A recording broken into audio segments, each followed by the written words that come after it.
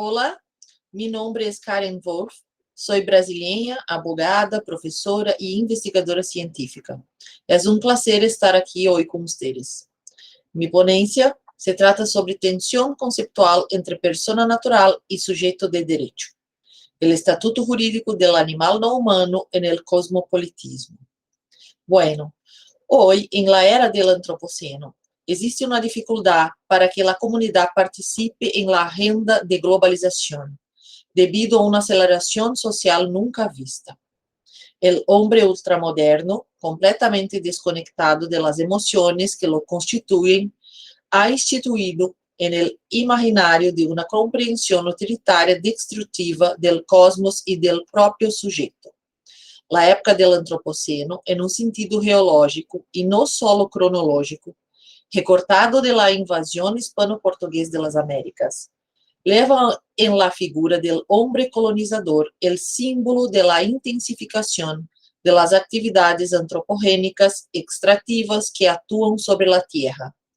El año 1942 es el año marcador, por tanto, de la diferencia entre los tiempos del Holoceno y el Antropoceno, clavando en el imaginario colectivo la idea de un mundo tallado por los actores del capitalismo y los procesos de defaunación. El discurso de la marcha colonial se afirmó como un mecanismo constitutivo de la modernidad, legitimando un tiempo de daño a lo humano, lo no humano y el planeta. Así, la imposición de una realidad antropocéntrica, europeizada y occidentalizadora, basada en la lógica perversa de la dominación y la exploración, formó una realidad mundial impura, subjugando la comunicación y supervivencia de múltiples culturas y múltiples lenguas, como diversas gramáticas comunicacionales, signos, habilidades corporales, telepatias, outras formas que os humanos ni siquiera conhecem ou não entendem. En este escenario, es necesario superar el tiempo-espacio negativo de la humanidad en el planeta Tierra, comenzando con la ruptura de la conceptualización jurídica del animal no humano en favor de fomentar una potenciación de una era generativa post-antropoceno.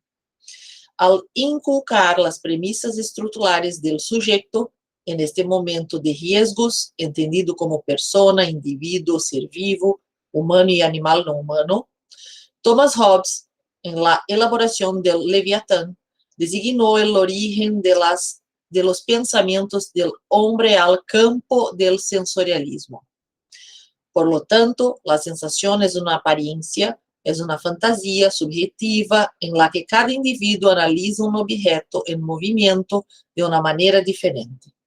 Y, por su peculiar subjetivismo sensorial, crea la imaginación, mecanismo temporal entre la visión y la sensación imaginaria perceptiva y perspectivista sobre el objeto, que por repetición forma el lenguaje de la memoria.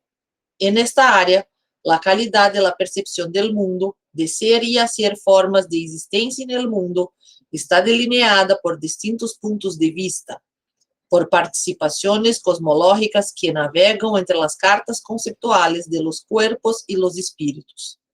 Y la memoria, aunque está incrustada en el inconsciente, delimita y fija la experiencia, relegando al campo de las fuerzas imaginativas la posibilidad de actuar, fijar conductas y crear nuevos derechos. En este sesgo, el sujeto, delineado por un conjunto de estructuras mentales, narrativas, llevadas por el cerebro y los nervios, estira su constitución por la percepción de objetos, materiales y inmateriales, que se mueven a su alrededor formando apariencias, que se traducen en sensaciones precursoras de una imaginación singular, capaz de crear memoria y experiencia. Se enfatiza en la repetición de sensaciones, lo que lleva al sujeto a la creencia de su realidad conocida por su experiencia, conocimiento científico versus conocimiento empírico, originario de lo común, los sátiros, los elfos, los faunos, las brujas, entre las entidades cientificamente ignoradas, subjugando e dominando culturas, percepções, diferentes imaginários, esclavizando ao sujeito diferente, el otro, por la tirania e los processos colonialistas, es posible moldear y modificar las estructuras subjetivas de las personas, convirtiéndolas en modelos prefabricados de una industria de títeres pisada y atravesada, en sentido fálico, por la lógica hegemónica y dominante de la imposición de pensamientos. Solo el humano, masculino, blanco, europeo, heterossexual, cristiano, colonizador, tiene poder y, en su espejo, todos los demás deben ser moldeados, al igual que los productos extraídos de la fuerza de este sistema civilizador opresivo. Sin embargo, las personas naturales, humanas incluso, son animales mucho más raros do que lo creen que son y han despertado a la conciencia del cuestionamiento. Es posible tener un deseo, una voluntad, una percepción verdaderamente adecuada. Hay libre albedrío, a toda subjetividad está colonizada por el sistema. Según la estructura darwiniana, las expresiones en animales no humanos son universales, tridimensionales, conductuales, cognitivas y fisiológicas. Obedecen los parámetros materiales específicos de identificación de una persona.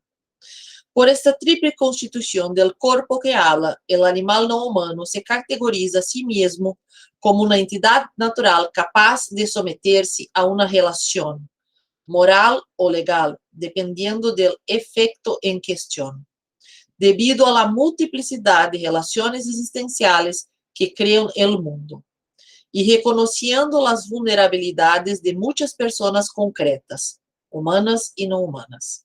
Sin embargo, não são colonizados em seus puros desejos, sino solo dominados e explotados por el hombre. Assim, considerando que a construção do sujeito involucra um indivíduo concreto que postula a dignidade como a valorização da existência e que toda entidade viviente dotada de sensorialidade, estrutura mental e sentiência está em uma perspectiva relacional de igualdade material.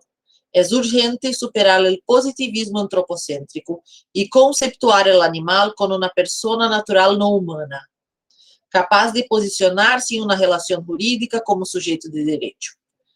De hecho, o conceito de persona, humano ou não, é um dato social pré-legal, e este marcador natural tem o potencial de produzir efeitos em la lei, porque a experiência vivida tem a capacidade de forjar a norma legal.